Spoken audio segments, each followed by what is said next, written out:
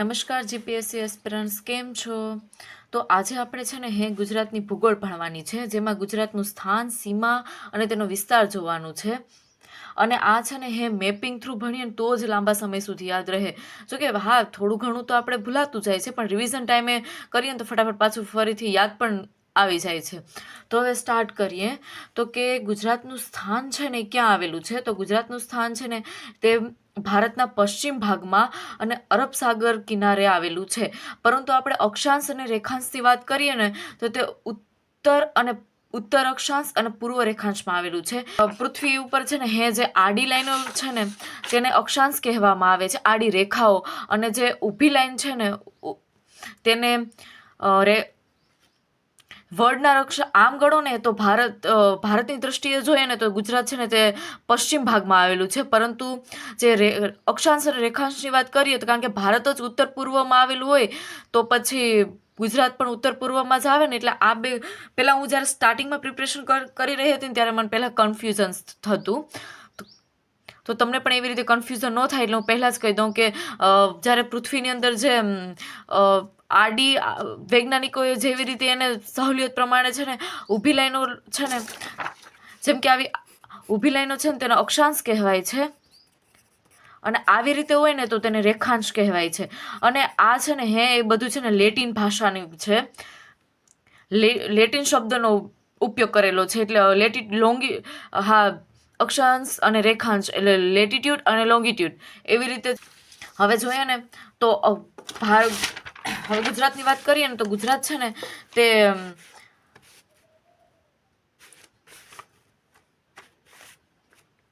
અહીંયાથી લઈને અહીંયાથી લઈ અને અહીંયા સુધી તો તે છે ને અક્ષાંશ 20 ડિગ્રી ને 1 મિનિટથી લઈને 24 ડિગ્રી ને 7 મિનિટ ઉત્તર અક્ષાંશમાં આવેલું છે. આ પૂછાઈ શકે છે એક્ઝામની અંદર. અને 68 ડિગ્રી 4 મિનિટથી લઈ અને 74 ડિગ્રી 4 મિનિટ સુધી પૂર્વ રેખાંશ. એટલે અહીંયાથી લઈ અને અહીંયા સુધી છે તે 60 ડિગ્રીથી લઈ અને 74 ડિગ્રી સુધી ફેલાયેલું છે. એવી રીતે યાદ રાખો તો પણ ચાલે, મિનિટ ભૂલી જાય ને તો વાંધો નહીં. એટલું પૂર્વ રેખાંશની અંદર આપણું ગુજરાત આવેલું છે. અને 20 ડિગ્રીથી લઈ અને 74 ડિગ્રી સુધી ઉત્તર અક્ષાંશની અંદર આવેલું છે.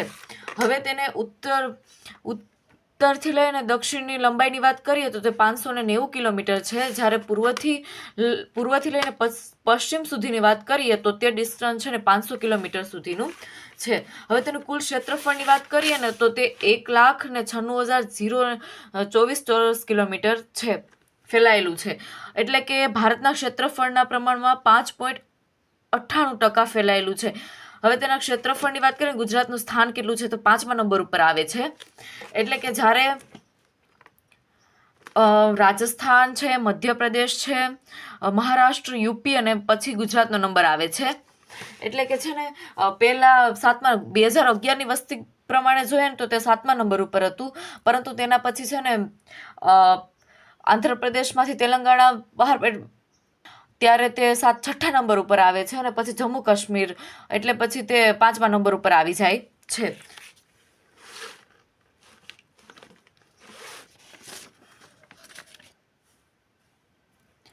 હવે આપણે ગુજરાતના દરિયા કિનારાની વાત કરીએ ને દરિયાઈ સીમા, તો તે નવા આંકડા પ્રમાણે સર્વ ઓફ ઇન્ડિયાએ નવી ટેકનોલોજી પ્રમાણે ગુજરાતનો દરિયા કિનારો છે ને તે ગુજરાતનો દરિયા કિનારો છે તે 700 કિલોમીટર વધી ગયો છે.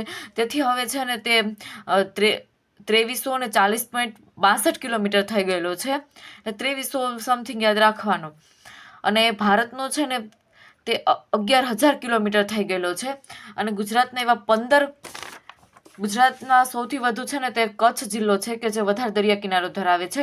અહીંયા છે કચ્છનો અખાત તેમજ આ છે ને તે ખંભાતના અખાતની વચ્ચે સૌરાષ્ટ્રનું સ્થાન આવેલું છે.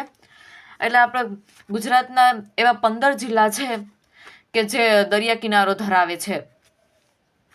અને ભારતના 9 જિલ્લા છે કે જે રાજ્યો એવા છે કે જે દરિયા કિનારો ધરાવે છે. હવે આપણે ગુજરાતની આંતરરાષ્ટ્રીય સીમાની વાત કરીએ ને તો પાકિસ્તાન સુધી છે તે 512 કિલોમીટર જેટલી આંતરરાષ્ટ્રીય સીમા છે ધરાવે છે. પરંતુ યાદ રાખજો કે માત્ર છે ને હે કચ્છ જિલ્લો જ આવે છે, કારણ કે અહીંયા છે ને તે રણ આવેલું છે, એટલે બનાસકાંઠા નહીં આવે. હવે એવા કયા જિલ્લા છે કે જે અન્ય રાજ્ય સાથે, ગુજરાતના એવા કયા જિલ્લા છે કે જે અન્ય રાજ્ય સાથે છે ને સરહદ ધરાવે છે? તો રાજસ્થાન સાથે છે ને 7 એવા જિલ્લા છે કે જે સરહદ ધરાવે છે. પેલું છે બનાસકાંઠા, બીજું છે વાવ અને થરાદ, જે હમણાં જ અલગ પડેલું છે. એટલે આપણે ટોટલ 34 જેટલા જિલ્લાઓ થઈ ગયેલા છે, જે પહેલા 17 હતા. તે તમારે છે ને જોઈ લેવાનું છે કે કયા જિલ્લામાંથી કયો જિલ્લો છે અલગ પડ્યો છે, કયા સીએમ ત્યારે અલગથી, અને તેનું વડું મથક કયું છે, તે બધું છે ને તમારી રીતે જોઈ લેજો. એક્ઝામની અંદર એનું વડું મથક પૂછાય છે.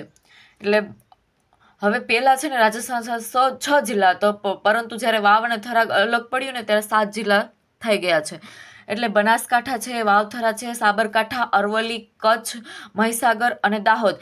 તેવી જ રીતે રાજસ્થાનના એવા જિલ્લા છે કે જે ગુજરાત સાથે સરહદ ધરાવે છે. તેવી જ રીતે પેલું છે બાંસવાડા, બીજું છે ડુંગરપુર, ત્રીજું છે ઉદયપુર, ચોથું છે સિહોરી, પાંચમું છે ઝાલોર અને છઠ્ઠું છે બારમેર. અને હવે મધ્યપ્રદેશની વાત કરીએ ને તો મધ્યપ્રદેશ સાથે પણ 2 જિલ્લા છે સરહદ ધરાવે છે, દાહોદ અને છોટાઉદેપુર.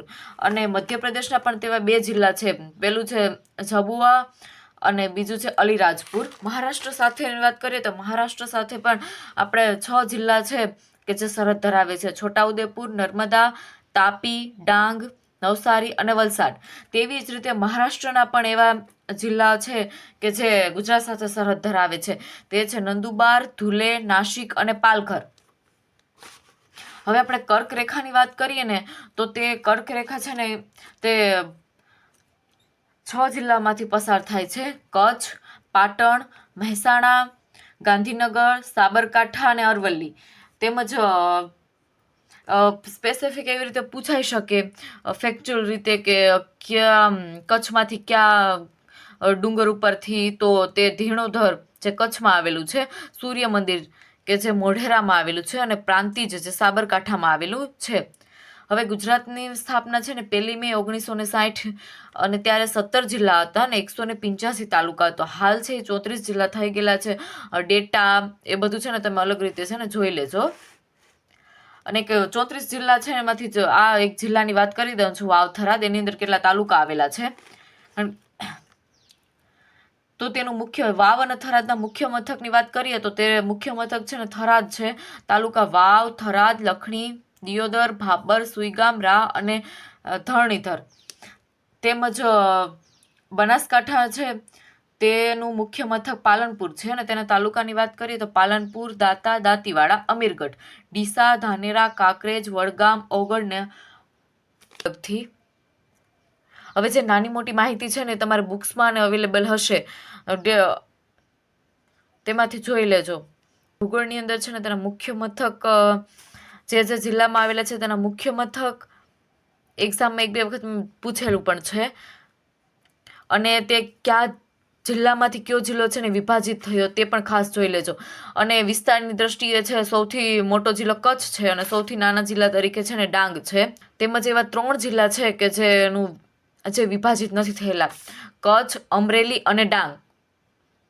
એવી નાની મોટી એવી ઘણી ઇન્ફોર્મેશન છે કે જે તમને બુક્સમાંથી મળી રહે છે. તો હવે આ લેક્ચર અહીંયા સુધી રાખીએ. જો તમને આ વિડીયો છે પસંદ આવે તો લાઈક કરજો, શેર કરજો અને ચેનલને સબસ્ક્રાઈબ કરજો. જય હિન્દ, જય ભારત.